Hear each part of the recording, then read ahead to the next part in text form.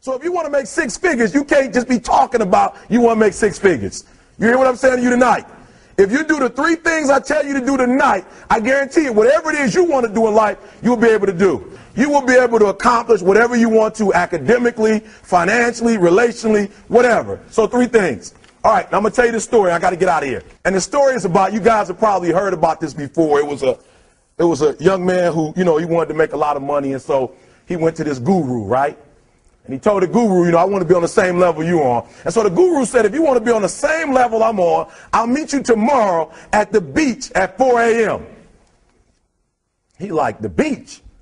I said, I want to make money. I don't want to swim. Guru said, if you want to make money, I'll meet you tomorrow, 4 a.m. So the young man got there at 4 a.m. He all ready to rock and roll, got on the suit. He should have wore shorts. The old man grabs his hand and said, how bad do you want to be successful? He said, real bad. He said, walk on out in the water. So he walks out into the water. Watch this. When he walks out into the water, it goes waist deep. So he like, this guy crazy. Adrian, he like, I want to make money. He got me out here swimming. I didn't ask to be a lifeguard.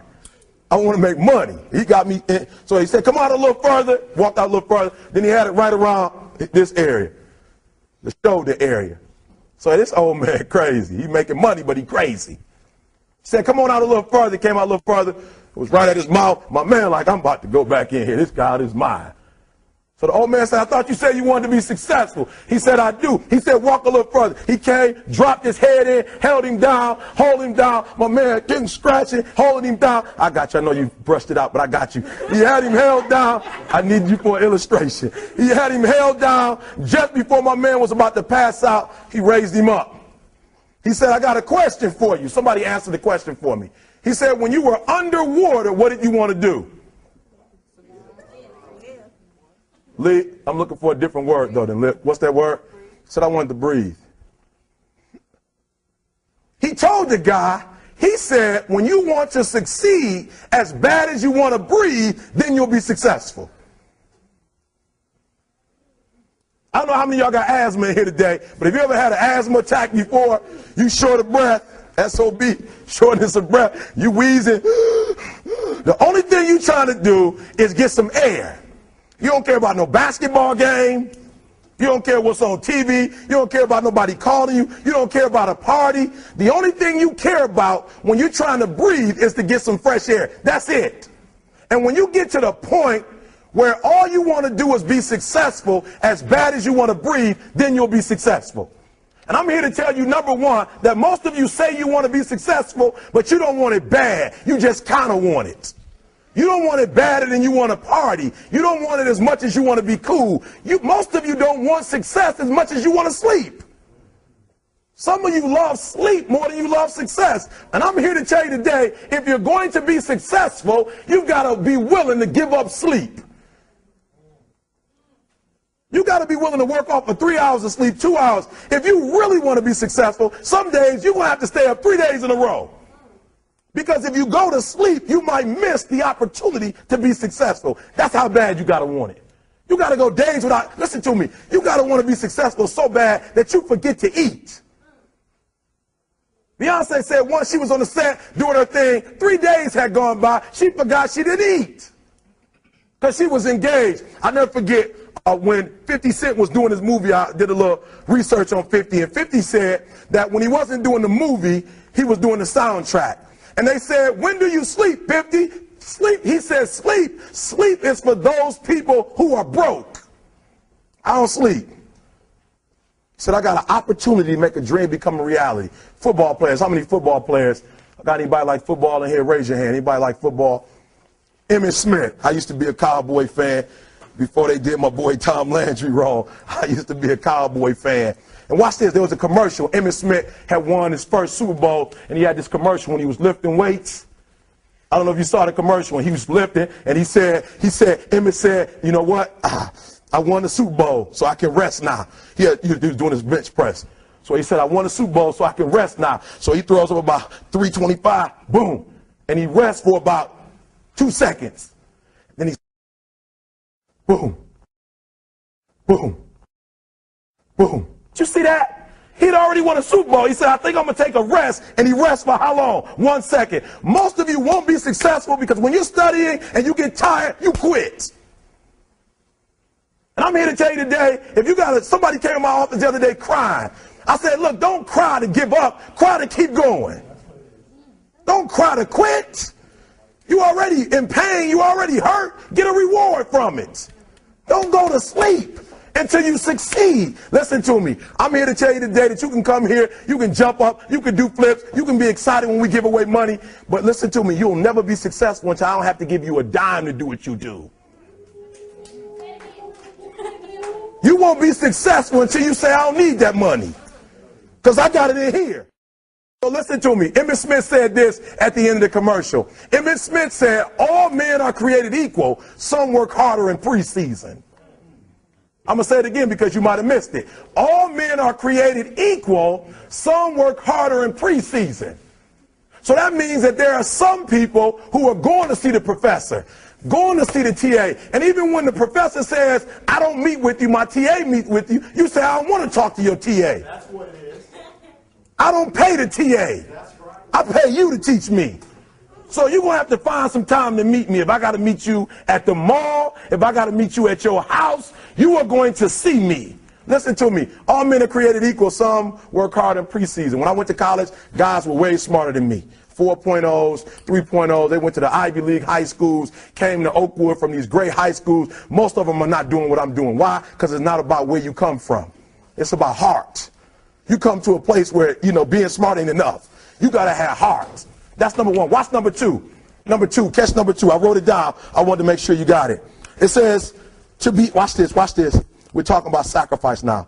The important thing is this. You're writing while I'm saying it, because I only have about 3 more minutes. Listen to me. The most important thing is this. To be able at any moment to sacrifice what you are for what you will become. That's the number 2 thing. You got to catch that one. To be able to, listen to me, at any moment. Some of you can make sacrifices when Monday Night Football is not on. You can make a sacrifice. But when the game come on, for some reason, you just attach to it. For some of you, when your favorite show come on, you can make sacrifices on Sunday when ain't nothing going on. But when your favorite show comes on Monday, bam, some of you focus until the phone ring, and then you like, I gotta answer it. If I don't answer the phone, I'm gonna die. I'm saying to you today that there are some of you, if you give up your cell phone, you would be successful. But your cell phone is more important to you than your success. I'm gonna say it again. I'm gonna hurt somebody. Some of you need to give up your cell phone, because the time you spend on your cell phone could be used for your success. The time you could be using to be successful, you're using it on the cell. And the cell phone is not bringing you nothing but a bill. And somebody has told you you couldn't live without it. I'm talking about going deep now, giving up stuff. Watch what it says. To be able at any moment to sacrifice what we are for what we could be. I don't do well in math. You're right. You ain't never studied. I'm not good in writing because you have never written before. But I dare you to fail in writing for a whole year to see if you can get to the end. I dare you to fail. I dare you to take that same class over and over again. I dare you to stop dropping classes like you soft. Always want to give up. I'm dropping. Why are you dropping? I'm so grateful that the slaves didn't drop and quit. Say, I'm just going to stop. I'm a slave. I'm just going to be a slave. I'm going to quit. Listen to me. The slaves said, we will live because one day we will become. We won't always be slaves. So today, although we're slaves, we're going to act like we're free, and one day our children will be free. If the slaves would have just said, we quit, we give up, we would have died in the middle passage. But some slaves said, I don't care what we go through, we're going to survive this. 400 years of slavery, we're going to get through this. And you can't get through it 1825. You can't get through a writing class, and you got tutor after tutor, resource after resource. The problem is you ain't never felt no pain before. You're soft. It's a soft generation. You quit on everything. Our people did not quit. Harriet Tubman not only made it, she went back and got some more. She said, you know what, I made it, but I'm going to walk all, listen to me, shh. not ride the bus. I'm going to walk all the way back down to the south to get some more. And you quitting on 1825? Now watch this. You quit after you, listen to me, you get a sleeping bag and you wait for them. You wait for the first WRA instructor to come in and you come out your sleeping bag, I need help. You quit after you do that. You quit after you had, listen to me, a WRA party. I'm having a party. Everybody come over. I got food, everything. And let them get over there. Let it be all the best writers. All right, I food y'all. I want to have a writing party.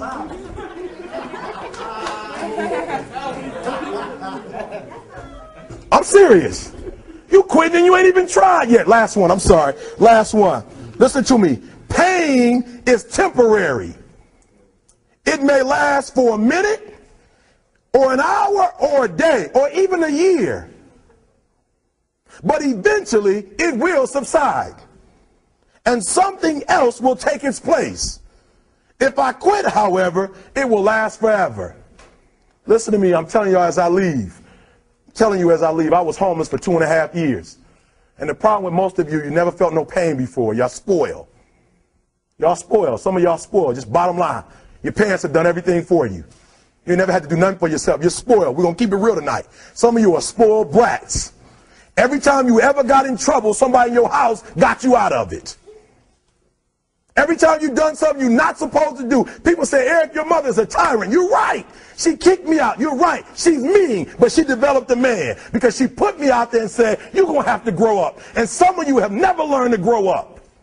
And so every time something get hard, you quit, you call mama. I dare you to take a little pain. I dare you. I dare you not to go home. Somebody said, I don't go home, I feel bad. Go through it. You ain't going to die. At the end of pain is success. You're not going to die because you're feeling a little pain. I'm not eating like I eat at home. That's why you're about to go to the next level, because if you keep eating like you ate at home, you'll keep being a boy or a girl. It's time to become man, woman. So don't worry about a little pain. My greatest asset is I was homeless, so I can't feel a whole lot of pain. I've already been alone. It's not a whole lot of hurt I can feel on a little paper, on a little test. So I leave you, listen to me.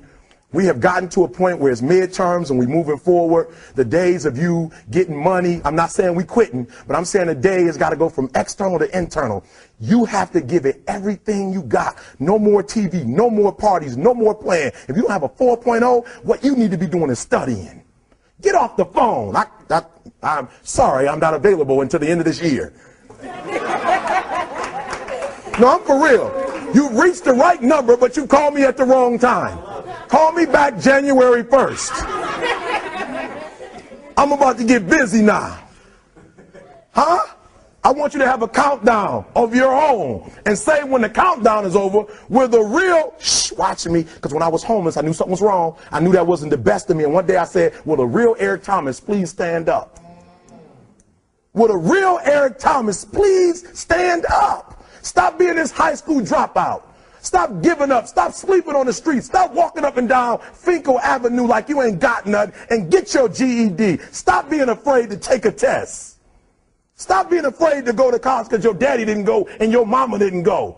Stop being afraid and be the best Eric Thomas you can be. But listen to me, it's going to be hard. It took me 12 years to get a 4-year degree, but I got it. And guess what? On a degree, it don't have dates.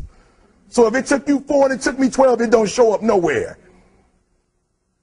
But I'm exactly where I wanted to be because I realized I got to commit my very being to this thing. I got to breathe it. I got to eat it. I got to sleep it. And until you get there, you'll never be successful in life. But once you get there, I guarantee you the world is yours. So work hard and you can have whatever it is you want. Thank you guys for your time.